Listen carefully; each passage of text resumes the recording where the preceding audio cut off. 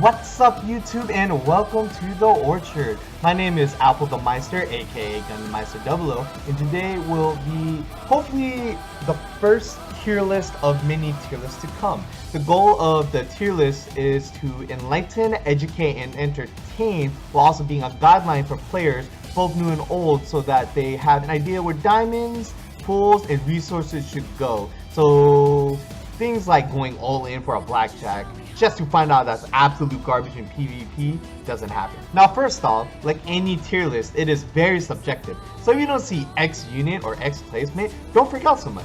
But feel free to comment down below what units you think should have made the cut or what shouldn't have. Also, while you're waiting to get these awesome mechs into your roster, don't be shy to use whatever you pull and max with alloy and gold. Saga has a very useful reset function that returns all resources. So if you see an A rank unit you really like, such as the French Knight, don't be scared to deck it out. You will replace it slowly, if not quickly. As for what are good A ranks to keep, I would recommend the A rank mech reviews on Reddit by user Ariyuto, link in the description below. Furthermore, I split the tier list into 4 categories, and in those 4 categories, it will be in numerical order, from the worst to the best. The standards used to place these units are a loose combination of team synergy, pilot synergy, flavor of the month, and raw power levels. Also, make the assumption that the units are using top tier purple parts. And while that is definitely not beginner friendly, every player should make an effort to get great parts, great pilots, and great mechs all at the same time. Alright, now with all of those disclaimers out of the way, let's get started on the Nanase update tier list. Now the first category we're going to cover are the supports. Now sadly, supports are just bad in this meta, and while they have their uses, Nanase giving team debuffs and CC immunity makes most of these units absolutely useless.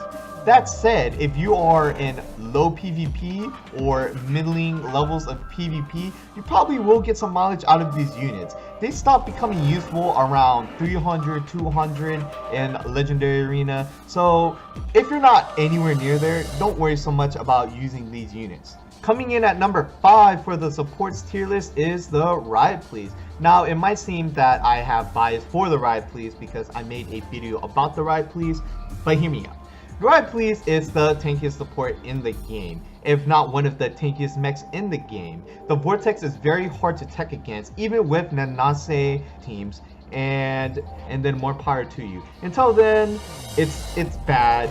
Maybe it might get a really good tanky range pilot in the future, but for now, the Riot Please is stuck at number 5. If anything, I'd take it off the tier list in the future if anything slightly better comes up. Coming in at number 4 for the supports tier list is the Tsukiyomi. Now, the best thing about the Tsukiyomi is its damage. It does a lot of damage. It has low reload speeds and pretty decent damage per bullet.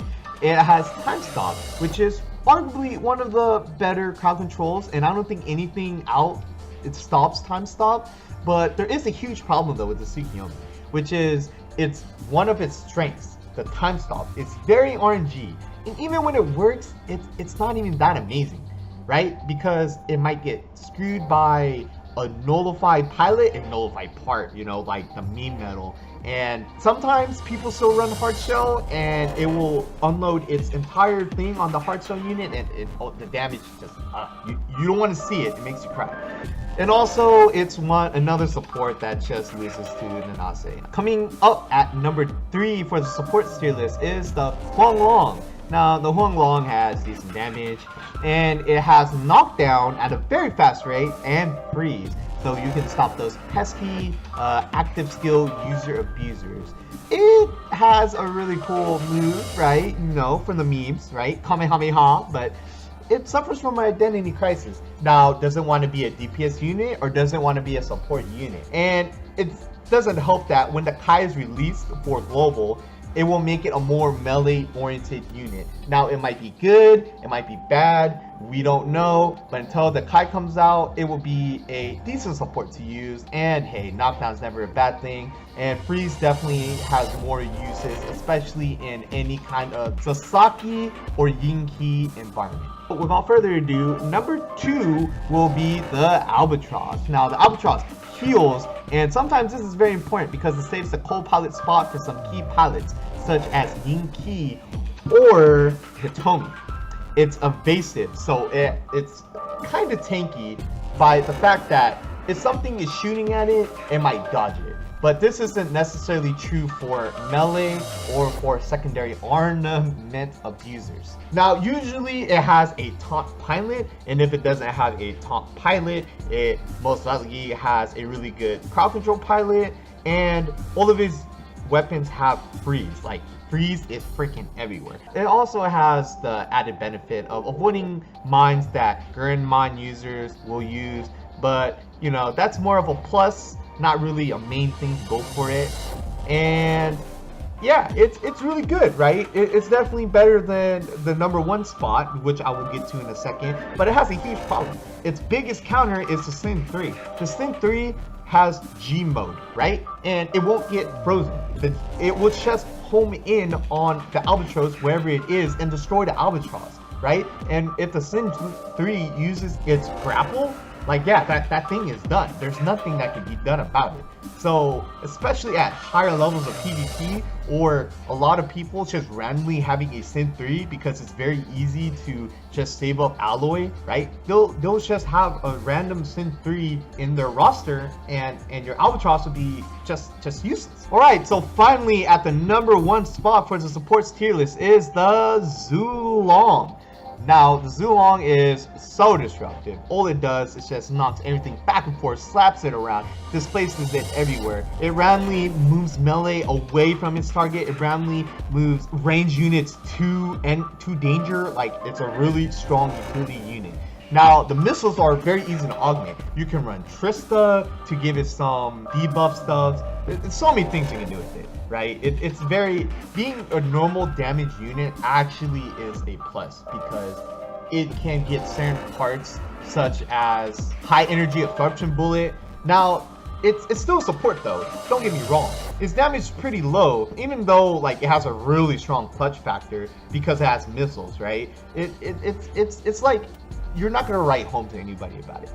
It listens to Inona. Yeah, keep that in mind, right? I definitely would make it a backup team for 4 melee teams or maybe 3 melee teams, just because since it's so disruptive, the melee units won't ever touch anything, right? But this can be a double-edged sword because it also means that your melee units will have a tough time getting to their targets. So the Zulong, definitely it's a really great unit. Coming up next on the tier list are the tanks. Now these are definitely used at all levels of PvP, and many of these units can be as hard hitting as their more DPS oriented teammates. Now you shouldn't have 3 tanks, but 2 tanks are good enough, and for some teams 1 tank is good enough.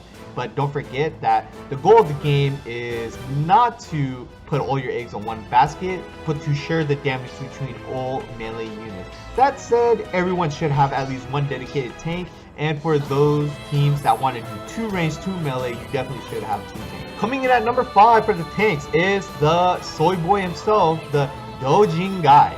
The Dojin guy, honestly, all the newbie tier lists, all the newbie guys say to get a Dojin guy, and you should get a Dojin guy. Now, the Dojin guy, it's very useless in a vacuum, but the thing is, it survives for 5 seconds. Why is this good, you ask? It's because of Sasaki, okay? You can dominate PvP with just Dojin guy Sasaki RNG madness. It's crazy.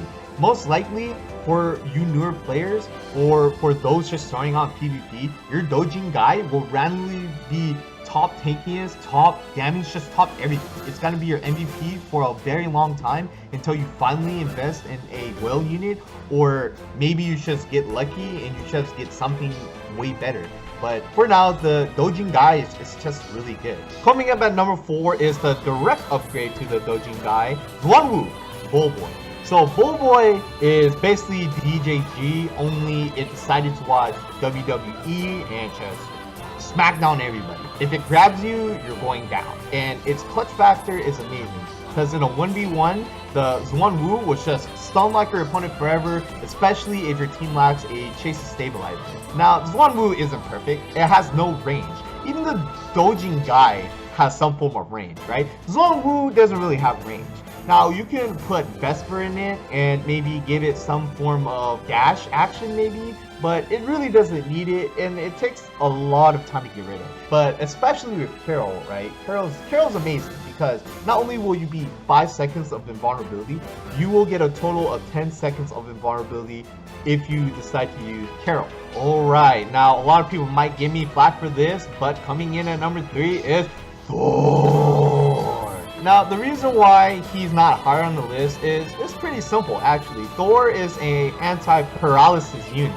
When you see like a deer stalker or even like a riot police, Thor is really good. Thor is amazing. Thor won't die, right? And Thor ODS, it's fun to watch too. It has a cut-in. Thor is really good, but it's more of a meta pick. If you see a lot of deer stalker, you play Thor. If you don't see a lot of deer stalker, you don't play Thor. If you see riot police, even if you see like Tsukiyomi, then you play Thor.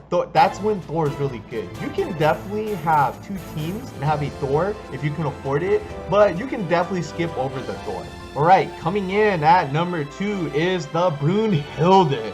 Now, you can run Arcelle in it for some cleansing. You can put Vesper in it for those, you know, sexy anti-melee tech, right? You can put Dinky in it, which most people do, and just have like the post-cancerous thing ever. It does not die. It's so thick. But the problem is, it's its damage. Now, the damage can be pretty high, but a lot of people might have a Breaking Dawn. And Breaking Dawn, while not a direct counter to the Brunhilde, definitely will make it useful. Also, the Brunhilde just randomly die to things such as Master High or even Shamash. But it's really good, right? It's a very solid tank unit. There's not necessarily a lot of negatives. If you have a Brunhilde, I would go in on it, right? It can definitely be a core on your team, and it definitely will take forever to die. Alright, now the best tank unit you can run, coming in at number 1 is the Dango. The Dango is the definition of a Will's Dream. It does a lot of damage, it has tanky chases abilities, and it also has crowd control. It has 3 grabs, it has a Kamehameha that randomly one-shots anything in its way. It's good. Now, here's the problem though with the Dango. It's a limited event unit. By the time Zealmer comes around for global, or even the Snowflake comes around for global, the Dango would have already been pushed out. That said, it offers something that nothing else has in the meta right now, which is tanky, damage, and crowd control, all in one unit. If you don't have a Dango, too bad for you, you can't get it. And for everyone that does have it, you better be running it one way or another. Alright, to continue the melee trend, let's talk about melee DPS. Just as some tanks can be hard-hitting due to smart pilot choice, these units can be absolute cockroaches with certain pilots, such as Kamuri, Hitomi, or even Hilda. So if you don't feel the oomph these units should be putting out, maybe it's time to devote more resources to get better pilots. Alright, coming in at number 5 for the melee DPS tier list is the Nidhogg, or Needhogg, or however, or Needhegg, whatever you can. The Nidhogg is really solid, but its problem is that it needs one pilot to be at its full potential, which is Linda. Now, the Linda and Nidhogg, they're literally made for each other. Nidhogg needs Linda, and Linda definitely excels in the Nidhogg. That said, Linda is a very premium pilot that has uses in other top tier vets, such as the Dango and the Mephisto. More on that later on.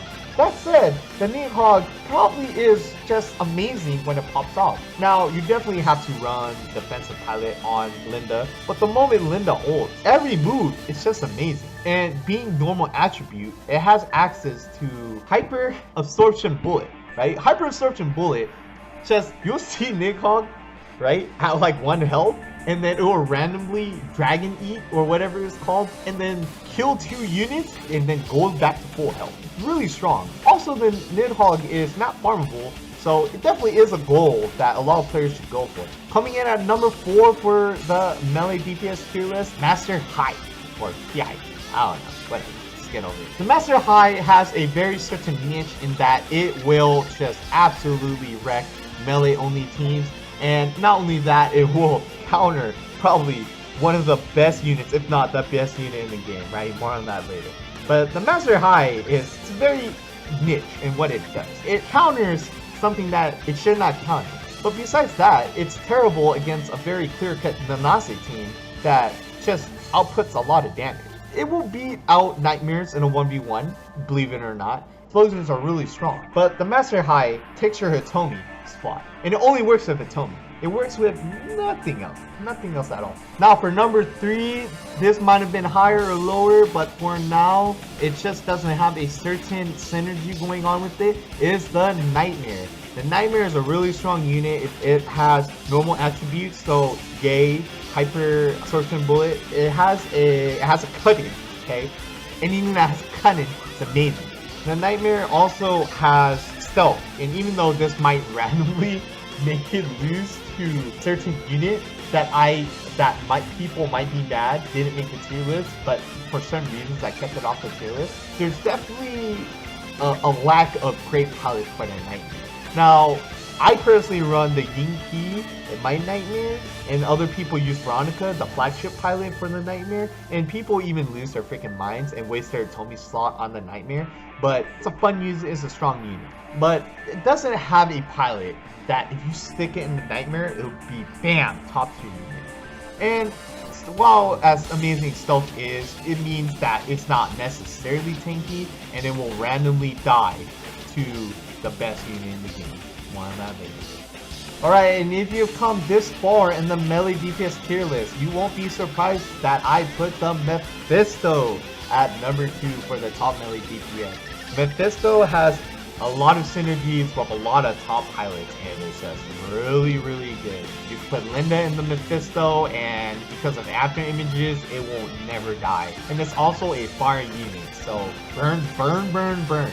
And its Kai will only make it better, so you get the Mephisto, just stick to it. It's a really strong unit. That's why I am recommending it. It works with Hitomi. I wouldn't recommend putting the Yinki in it, but you can even put something silly like Vesper, or even like Matilda in it. But I mean, it's really good, you know? You can get a lot of mileage out of the Mephisto. And it definitely is a future-proof unit. Even to the current meta right now, you can see like 3 Mephisto teams. Now, please don't do that, okay? That's toxic. But if you want to find a unit where you're like, okay, I can't spend that much money, what unit do I want to get? It would be the Mephisto. Alright, now coming at the number 1 spot for the melee DPS, to no surprise, or maybe you are surprised because you expect a certain unit to be here, but I'm not going to put it here because it's a surprise left for the end, okay? Is the Sin 3. Now, the Sin 3 does something that none of the other units do on this tier list. The Sin 3 is a high DPS unit that's sticky, and it has natural high absorption bullet. What is that? It also has G mode. Now, I should have said that earlier, right? Mephisto has G mode, which makes it really good, but the Sin 3 just uses it way better. If the Mephisto adopted the G mode, Sin 3 was literally born with it. Now, the pilots are kind of weird.